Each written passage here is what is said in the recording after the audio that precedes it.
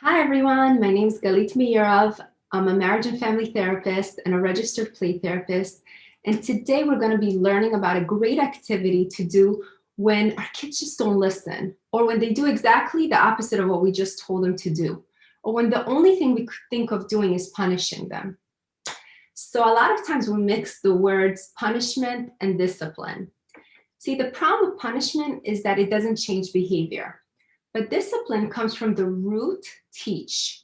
So what we want our kids to get from disciplining is we want to help our children learn to regulate their emotions. We want to have a good relationship with our children. We want to raise independent and responsible children. We want to raise children who find solutions and become kids and grown-ups who know how to make good choices, not because somebody's watching, but because it's the right thing to do. So this shifts what we're doing in the name of discipline, because if our point is to teach our children skills, then we have to think about building skills when our children are misbehaving. So how do we do that? First step is to talk to your child about the brain. And from the time a child is 3, we could talk to them about the brain.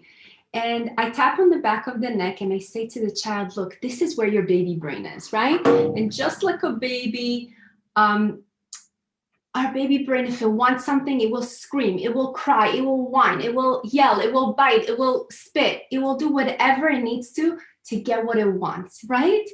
And then I show the child, this is our thinking brain, right here in the tefillin spot. And this is where solutions lie. And so explaining the brain to children is so powerful and so helpful, because when kids are dysregulated or when they lost control, they have really negative thoughts about themselves. And they think, I'm a bad kid. This is my fault. I did this on purpose. So helping kids understand that this is how Hashem made the brain. This is how the brain is wired. And we can slow down. We can slow the brain down and we can find solutions, and we can do things differently, right? So I tell kids, just like we wouldn't let a wild animal run around, right, in our house, we just can't let the brain run from here. We have to run our own brain, and we can do that. And the more we listen to our thinking brain, the easier it gets to control the baby brain. The brain dance. And what we do is we take 4 pieces of paper and we write down 1, 2, 3, 4. So the first paper is the triggers, the temptations, all the frustration or disappointment. The second one, we write baby brain. The third one, we write thinking brain. And the fourth one, we write Hashem is so proud of me. And we take these 4 pieces of paper, we put them down on the floor, and we take our child's hand when he's upset and we say, what happened? Right? We step on the number 1 and we say, what happened? And the child then can talk about his frustration, and maybe you weren't listening to me, or my brother broke the blocks, or someone kicked me, or someone, didn't pay attention to me, didn't look at me. Whatever the frustration is, there are so many frustrations that kids go through.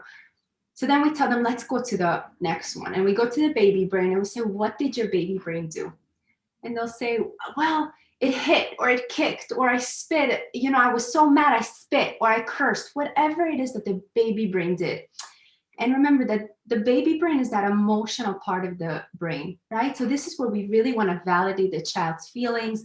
We could talk about their physical sensations at that time. So when a child says, I kicked, this is where we really go and we say, you were so frustrated. We just name their feelings. We give them a chance to understand what they were going through. We could say, I saw your fist tighten, was your heart going really fast?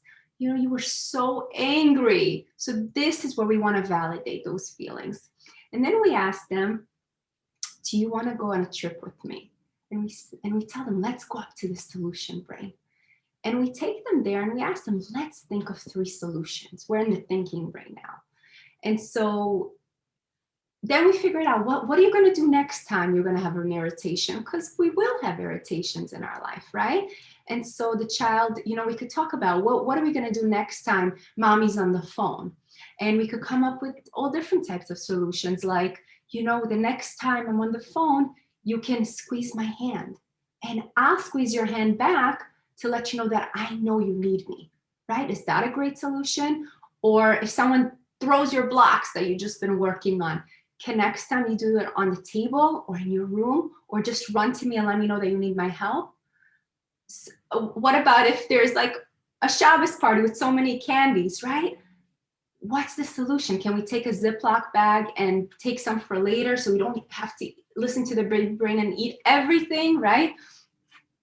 So this is where we talk about solutions and come up with different types of solutions. Then we go to the fourth one, which is just praise and being so proud that we came up with these solutions. You know, every time we go from number 2, the baby brain, to number 3, we are helping our children come up with solutions, and that's where self-control comes in. And every act of self-control builds self-respect, right? And that's our goal for our children. So after we go to number 4 and we praise the child and we say, I'm so proud of you and Hashem is so proud of you, that is the brain dance. And we just basically vaccinated our child against irritations and disappointments, because he's learning that even though it's so hard and my baby brain can take control anytime, I can go up to my thinking brain and I can find solutions. So in the 1970s, they made an experiment called the Marshmallow Experiment. And a researcher took a child into a room, gave him a plate with a marshmallow or a delicious dessert, and they told the child, I'm going to be leaving the room. If you can wait for me to come back, I'll give you another marshmallow. And so the researcher left for about 15, 20 minutes. And when he came back to the room, and the child didn't eat the marshmallow, they gave the child another marshmallow. What was fascinating is that they went back to check on these kids when they were teenagers.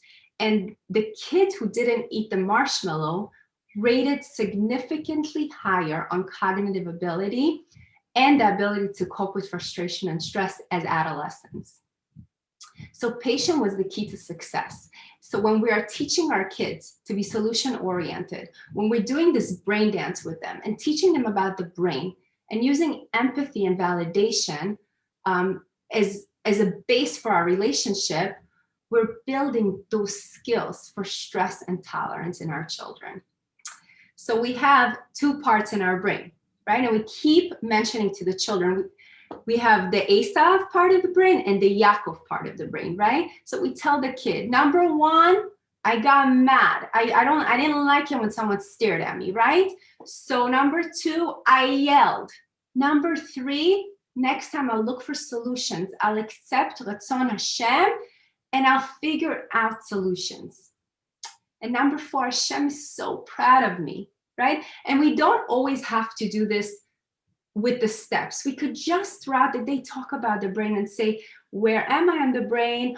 I saw you wanted to eat all the candy and you only had 1, right? Or I saw your sister grab something from you and you didn't grab back. You came to ask me for help, right? Or I saw that somebody wrecked your drawing, spilled water on your drawing, right? And you wanted to scream and cry and yell, but you made another drawing.